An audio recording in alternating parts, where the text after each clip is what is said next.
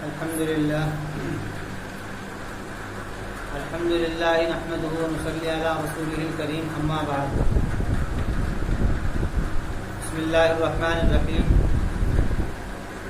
يا ايها الناس اتقوا ربكم الذي خلقكم من نفس واحده وخلق منها زوجها وبث منهما رجالا كثيرا ونساء قال النبي صلى الله عليه وسلم المسلم من سلم المسلمون من لسانه ويده والمؤمن من امنه الناس على دمائهم واموالهم او كما قال عليه الصلاه والسلام.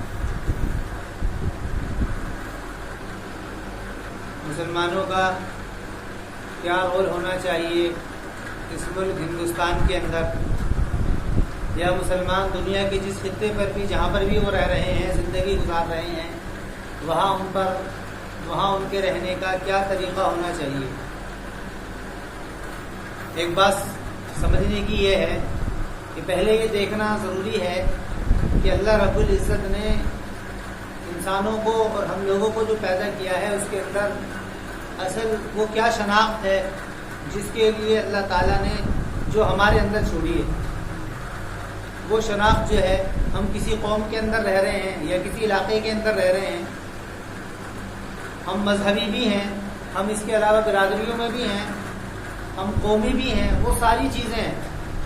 لیکن ان ساری چیزوں سے پہلے جو شناخت ہے ہمارے درمیان، وہ اخوت کی، بھائی چارگی کی اور انسانیت کی ہمارے آپس میں ایک شناخت ہے. یہ پہچان ہے ہماری. جو پہچان ہے، انٹروڈکشن جو ہے وہ ہمارا، وہ سب سے پہلے یہ لے کر کے ہے کہ ہم ایک انسان ہیں. اسی کو اللہ نے فرمایا ہے یا ایھا الناس اتقوا ربکم الذی خلقکم من نفس واحدہ، کہ یہ لوگوں تم اس رب سے ڈرو کہ جس نے تم کو ایک جان سے پیدا کیا ہے، اور وخلق منها زوجها وبث منهما رجالا كثيرا ونساء، اور اسی کے اندر پھر بعد میں تمہاری نسلیں بڑھی ہیں. تو ہم دنیا کے اندر رہنے والے جتنے بھی انسان ہیں، سارے انسان آپس میں ایک دوسرے کے بھائی ہیں. اس لیے کہ ہمارے جو والدین ہیں آدم اور حوا، یہ ہمارے سب کے والدین ہیں. تو ہمارا جو شناخت ہے وہ اصل شناخت یہ ہے، جس شناخت کو اللہ رب العزت نے اور رسول اکرم علیہ الصلوۃ والسلام نے اس کو بھولنے نہیں دیا ہے. آپ کو یاد ہوگا کہ رسول اکرم علیہ الصلوۃ والسلام نے اپنی زندگی کا آخری خطبہ جو کہ حجۃ الوداع کے موقع پر دیا تھا، وہ یہی تھا کہ کسی عربی کو اجمی پر فضیلت نہیں ہے، کسی اجمی کو عربی پر فضیلت نہیں ہے، قریشی کو غیر قریشی پر فضیلت نہیں ہے، گورے کو کالے پر فضیلت نہیں ہے، کالے کو گورے پر فضیلت نہیں ہے، کوئی فضیلت کی وجہ نہیں ہے. یہ ساری کی ساری فضیلتوں کی وجہ ختم کری. یعنی یہ کوئی وجہ نہیں ہے کہ جس کی بنیاد پر آدمی اپنی کوئی شناخت قائم کرے، یہ کوئی وجہ نہیں ہے. اور اسی کو قرآن کریم نے بھی ذکر کیا ہے، انا جعلناکم شعوبا وقبائل لتعارفوا، کہ ہم نے تمہارے شعبے اور تمہارے قبیلے اور تمہاری برادریاں اس لیے بنائی ہیں تاکہ تم آپس میں ایک دوسرے کو پہچان سکو. پہچاننا مشکل ہو جائے. جیسے کہ نام کے ذریعے سے کسی کے 4 بچے ہوں تو 4 بچوں میں نام رکھ دیے چاروں کے الگ، راشد، حامد، خالد، زاہد. تو ان نام کے ذریعے سے پہچان ہوتی ہے. راشد کو بلایا تو راشد آئے گا، خالد کو بلایا تو خالد. تو یہی وہ شناختیں ہیں. انسانیت کے بعد میں جتنی بھی شناختیں ہیں وہ ساری کی ساری شناختیں اسی لیے ہیں. اصل جو شناخت اللہ رب العزت نے چھوڑی ہے وہ شناخت انسانیت کی چھوڑی ہے. تو سب سے پہلی بات تو یہ ہے کہ ہم کسی بھی خطے یا کسی بھی علاقے کے اندر رہ رہے ہوں تو ہمارے اندر یہ شناخت جو ہے باقی رہنی چاہیے. اور اس شناخت کو ہمارے اوپر باقی ہماری شناختیں رہیں گی. ہم مذہبی بھی ہیں اور اس کے علاوہ ہم کسی اور چیز سے بھی متعلق ہیں، یہ ساری کی ساری شناختیں رہیں گی. لیکن ان شناختوں کے اندر سب سے پہلی شناخت، پہچان جو دی ہے وہ انسانیت کی پہچان ہم کو قرآن کریم اور رسول اکرم علیہ الصلوۃ والسلام کی اقوال اور افعال کے ذریعے سے ہم کو ملتی ہیں. سب سے پہلی بات تو یہ ہے. دوسری بات یہ ہے کہ اختلافات جو ہیں آپس کے اندر، یہ اختلافات کبھی ختم نہیں ہو سکتے ہیں. یہ بات بھی سمجھنے کی ہے کہ اختلافات ختم نہیں ہو سکتے ہیں. کیوں؟ اس لیے کہ اللہ کی یہ اسکیم نہیں ہے کہ اختلافات ختم ہو جائیں. اختلافات ختم ہو جائیں ایسا نہیں ہو سکتا. خود قرآن کریم نے فرمایا ہے وَلَوْ شِئْنَا لَآتَيْنَا كُلَّ نَفْسٍ هُدَاهَا، کہ کہ اگر ہم چاہتے تو ہر کسی کو ہدایت اور ہر کسی کو رہنمائی دے دیتے کہ وہ اختلاف سے ہٹ کر کے ایک سیدھے راستے کے اوپر آ جاتا ہے، لیکن یہ اللہ کا دستور نہیں ہے، نظام نہیں ہے۔ آپ اگر اس کو بھی دیکھیں تو دیکھیے رسول اکرم علیہ الصلوۃ والسلام کی ذات جو دنیا کے اندر آئی، اور آپ علیہ الصلوۃ والسلام ایسے نبی ہیں کہ جن کے پاس میں ختم قرآن کریم کی کتابوں میں سب سے آخری کتاب آئی، لیکن اس کے باوجود بھی مسلمان دیکھیں، کوئی شیعہ ہے، کوئی سنی ہے، کوئی اہل حدیث ہے، کوئی اس کے علاوہ سلفی ہے، کوئی اس کے علاوہ کوئی آزادانہ فکر کا ہے، ہر ایک کسی نہ کسی شعبے سے اور ہر ایک کسی نہ کسی مکتبہ فکر سے جڑا ہوا ہے۔ تو یہ سب کے اندر ہے، جبکہ قرآن کریم پورا ہو چکا ہے۔ رسول اکرم علیہ الصلوۃ والسلام کی ذات مبارک آ کر کے دنیا سے پردہ فرما چکی ہے، لیکن اس کے باوجود بھی یہ نہیں ہو رہا ہے۔ کیوں؟ اگر ہم یہ چاہیں گے کہ ہم اپنی شناختوں کو حاوی کریں اور ہم اپنی شناختوں کو قائم رکھیں تو ہم کسی ایک فرقے کا اور بڑھانے کا ذریعہ تو بن سکتے ہیں، لیکن اس اختلاف کو ہم ختم نہیں کر سکتے۔ کیوں؟ کیونکہ اللہ کی اسکیم نہیں ہے۔ اللہ کی اسکیم کیا ہے؟ اللہ کی اسکیم یہ ہے کہ اللہ رب العزت نے دنیا کے اندر انسانوں کو آزادانہ خیال سے پیدا کیا ہے۔ ہر ایک آدمی آزاد ہے، وہ اپنی رائے دینے میں آزاد ہے، وہ اپنا مشورہ دینے میں آزاد ہے، وہ اپنا نقطۂ نظر پیش کرنے میں آزاد ہے، وہ اپنی بات کہنے میں آزاد ہے کہ ہر ایک آدمی آزاد ہے کہ وہ کسی کی دلائل کو دیکھ کر کے اس کی دلائل کے اوپر بحث کرے گا، اس کی دلائل کو دیکھے گا، سوچے گا، سمجھے گا، اس کو مان لے گا، جو اس کو سمجھ میں آئے گی وہ اس کا اپنا اختیار ہے۔ تو دلائل ہے، اصول کے اندر تو کوئی اختلاف نہ تو الحمدللہ ہوا تھا اور نہ ہی ہو رہا ہے۔ مسلمانوں کے درمیان اصول میں کوئی اختلاف نہیں ہے، مسلمانوں میں اصول میں کوئی اختلاف نہیں ہے۔ اس کے علاوہ جو اس کے بعد کے مسائل ہیں ان میں اختلافات ہیں، تو وہ اختلافات ختم نہیں ہو سکتے، وہ اختلافات رہیں گے اور نہ ہی ہم اس کے مکلف ہیں کہ ہم اس اختلافات کو ختم کریں۔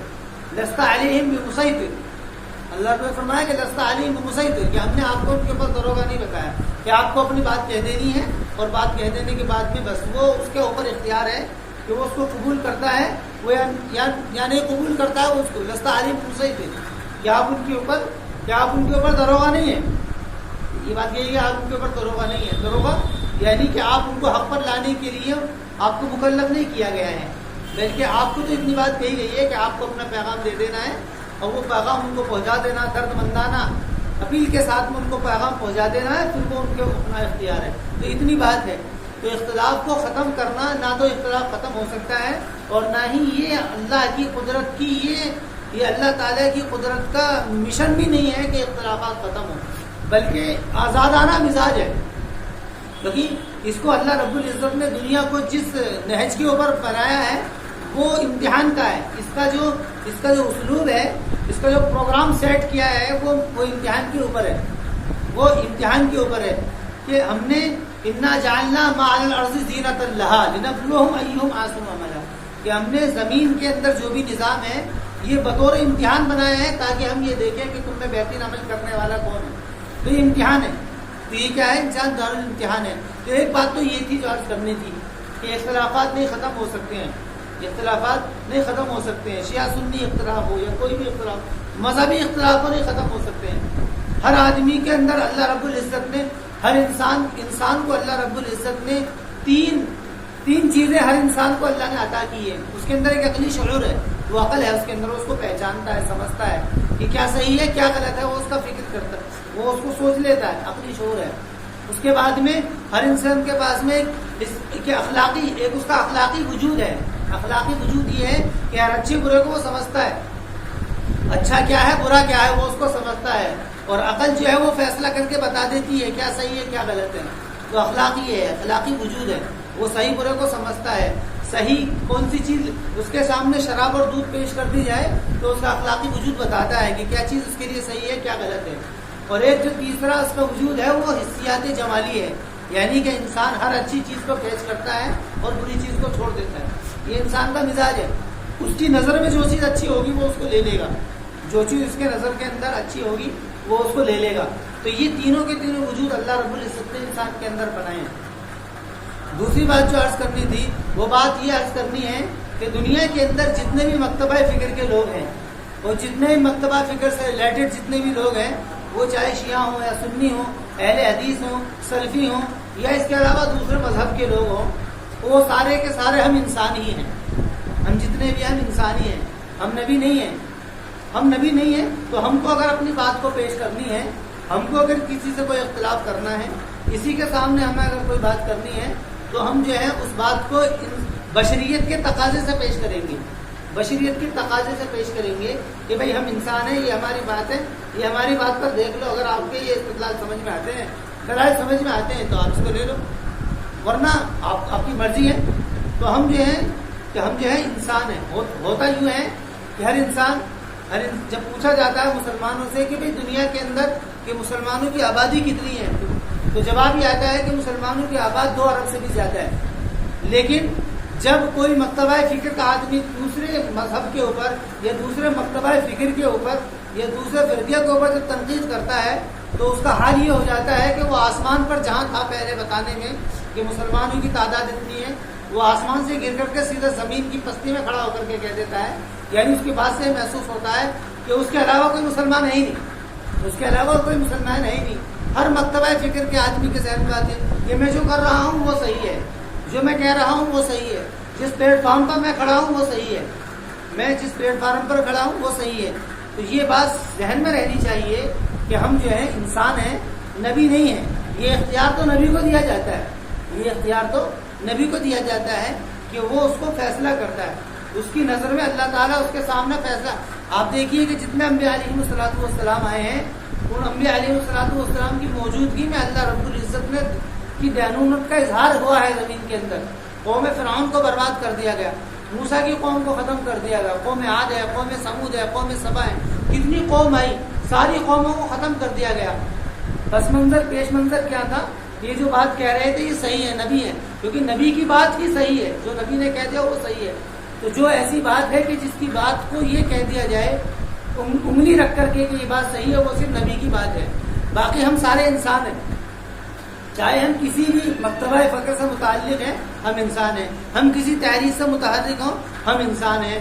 ہم چاہے تبلیغی ہوں، یا ہم اصلاحی کام کرنے والے ہوں، یا ہم اس کے علاوہ مدارس کے شعبے سے ہوں، یا ہمارا کوئی آزادانہ خیال ہو، یا ہمارا کوئی بھی مکتبہ فکر ہو، تو ہم ایک انسان ہیں کہ ہم بشریت کے تقاضے سے بات کریں گے اور ہمارے سامنے اس کا شعور، اس کا لحاظ ہوگا.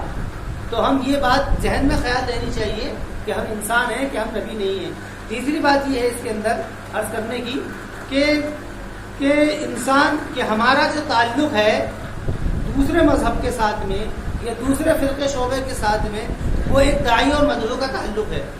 داعی اور مدعو کا تعلق ہے کہ ہمارے ذمے صرف دعوت دینا ہے، کہ ہمارا کام کیا ہے کہ ہم دعوت دیں گے، ہم اپنی بات کو سمجھائیں گے، استدلال کی روشنی میں ہم اپنی بات کو واضح کریں گے، جتنی دلائل ہمارے پاس میں ہم اس دلائل کو پیش کریں گے، مخاطب کو سمجھانے کی پوری کوشش کریں گے. جو ہمارے پاس میں دلائل ہے ہم اس کو دیکھیں گے، اس کی بات کو ہم دیکھیں گے کہ وہ کیا کہنا چاہ رہا ہے. اصل میں دوسرے کسی بھی مخاطب سے کسی کی بات کے اوپر جب اشکال ہوتا ہے تو اشکال کی وجہ کیا ہوتی ہے؟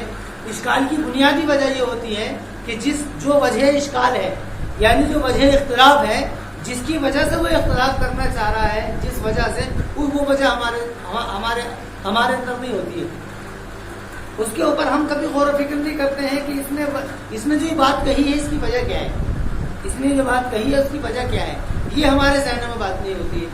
اس لیے ہمیں جو ہے کسی کی ذات سے اختلاف ہو جاتا ہے، کسی کی ذات سے ہمیں کیا اختلاف ہو جاتا ہے. جتنے بھی ائمہ اربعہ ہیں ان کے درمیان ائمہ تمام جمہور علماء کا متفقہ قول ہے کہ سارے کے سارے حق پر ہیں. اس کی وجہ کیا ہے؟ اس کی وجہ یہ ہے کہ وہاں پر بات یوں نہیں ہوئی ہے کہ کسی کی بات کو سن کر کے فیصلہ کر دیا گیا ہے، بلکہ وہاں پر بات ایسی ہوئی ہے کہ جس نے کوئی بات کہی ہے اس کی وجہ اختلاف کو، اس کے بنا استدلال کو دیکھا گیا ہے کہ اس نے اپنی بات کو کہاں سے کہا گیا ہے، کہ اس نے اس بات کو کہاں سے ہے، اس کے سامنے کیا ہے، وہ سورسز اور وہ قواعد اور قانون اور وہ اصول اور وہ استدلال کیا ہیں جس بنیاد پر وہ بات کر رہا ہے. وہ ان چیزوں کو دیکھا گیا ہے کہ بھئی یہ بھی قرآن کی کسی آیت سے استدلال کر رہے ہیں، یہ بھی کسی آیت سے استدلال کر رہے ہیں، ان کے سامنے بھی حدیث ہے، ان کے سامنے بھی حدیث ہے. تو اس وجہ سے یہ جو چار ائمہ ہیں، ائمہ اربعہ، امام ابو حنیفہ، امام مالک، امام شافعی، امام احمد بن حنبل، اس کے جتنے بھی ماننے والے ہیں ان کے درمیان میں کوئی اختلاف نہیں ہوتا. کیوں نہیں ہوتا ہے؟ کیونکہ وہاں پر ان کی جو دلائل تھے ان کو دیکھا گیا ہے کہ انہوں نے بات کہی کیوں ہے، اس کو دیکھا گیا ہے۔ حالانکہ اختلاف ہیں، لیکن اختلاف کی وہ شدت نہیں ہے جو شدت دوسرے مکتبہ فکر کے لوگوں کے اندر بن جاتی ہے، جو شدت شیعہ سنی کے درمیان بنتی ہے، جو شدت سنی بریلویت کے درمیان بنتی ہے، جو شدت دو مکتبہ فکر کے درمیان میں بنتی ہے، یہ شدت کی وجہ بنتی ہے۔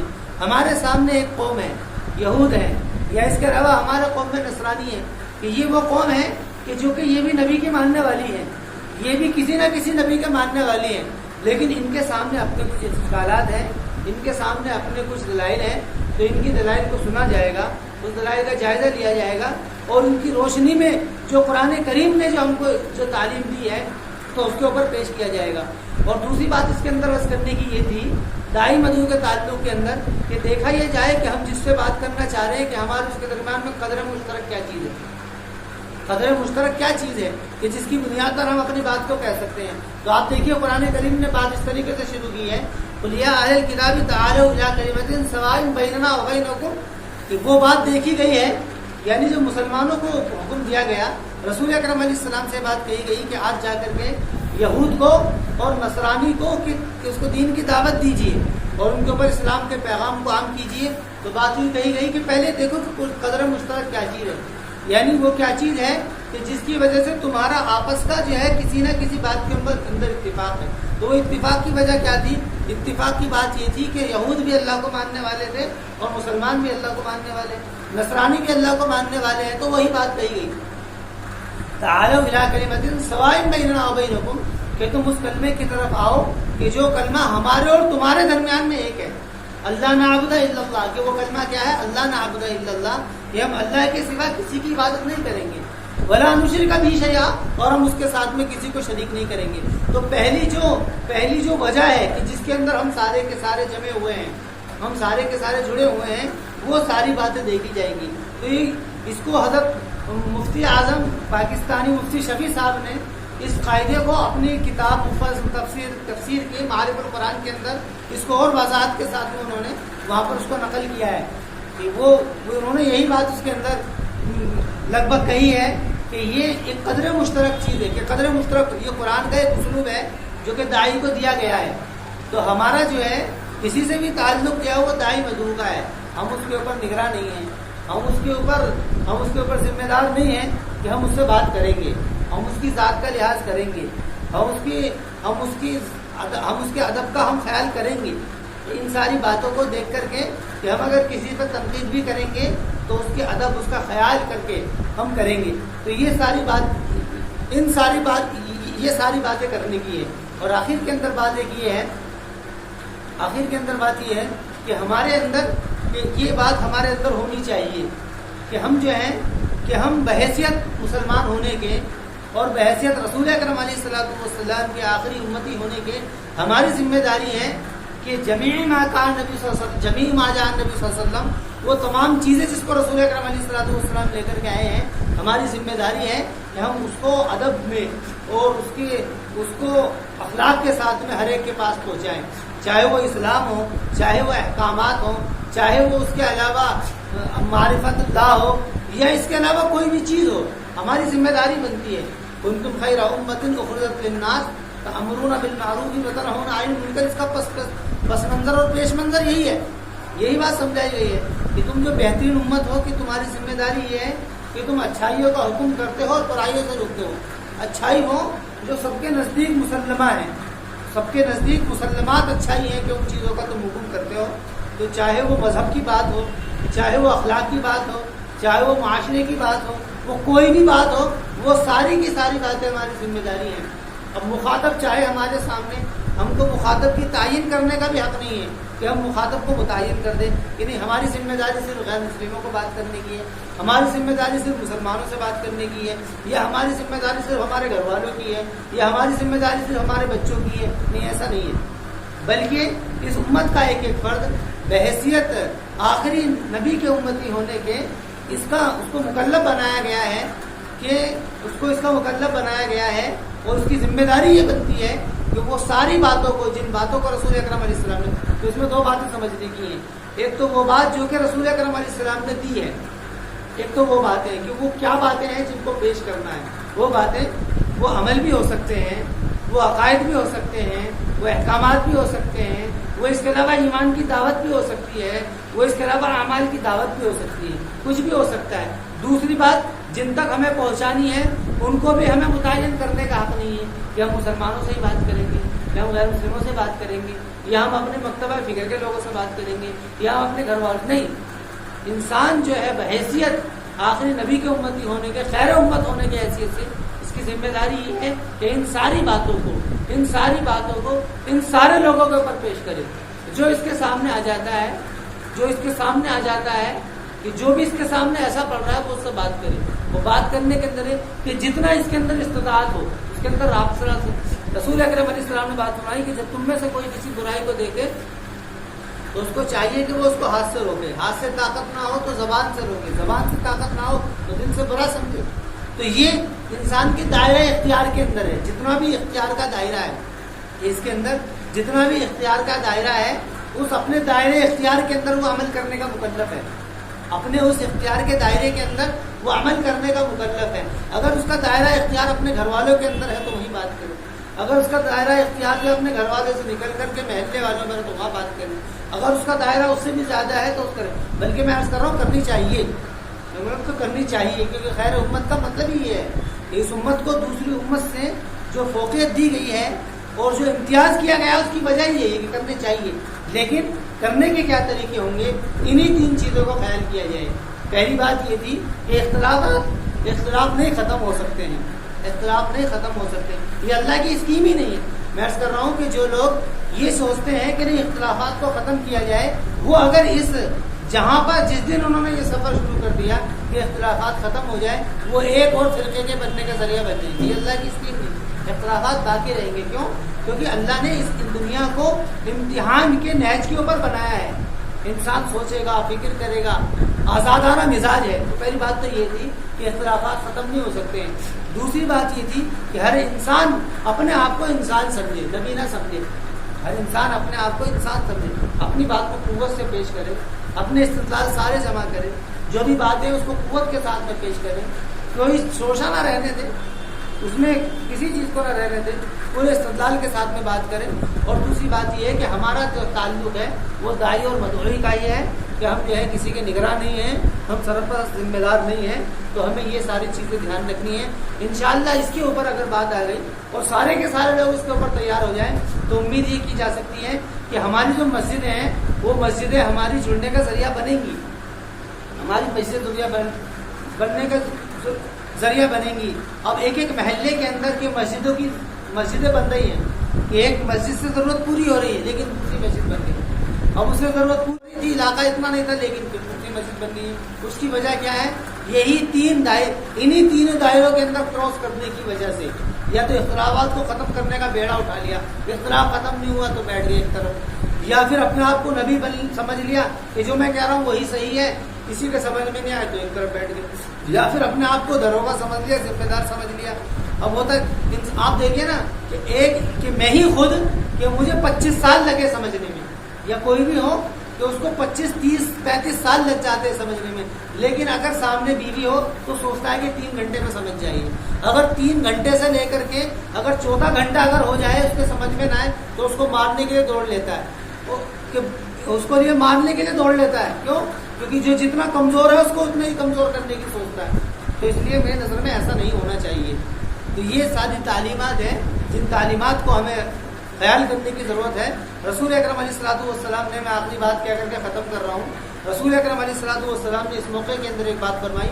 آپ نے فرمایا المسلم من سلم المسلمون من لسانی ویدی، کہ مسلمان، اس میں یہ بات نہیں کہی کہ مسلمان صرف عمل والا ہے، مسلمان صرف نمازی ہے، مسلمان صرف حج کرنے والا ہے، بلکہ بات یہ ہے کہ مسلمان تو وہ ہے کہ جس کے زبان اور ہاتھ سے دوسرا مسلمان محفوظ رہے۔ من سلم المسلمون من لسانی، کہ جس کے ہاتھ اور زبان سے دوسرے محفوظ رکھے۔ اور بات یہ والمؤمن، کہ ایمان صرف کسی بات کا نہیں ہے کہ اللہ کو مان لیا جائے، جنت جہنم کو مان لیا جائے، بلکہ ایمان تو اس بات کا نام والمؤمن من امنهم الناس علی اموالهم ودمائهم، اور مومن تو وہ ہے کہ جس سے دوسرے لوگ اپنی جان اور اپنے مال کے بارے میں اس سے مطمئن رہے کہ میری جان کو. اور اب ہوتا کیا ہے؟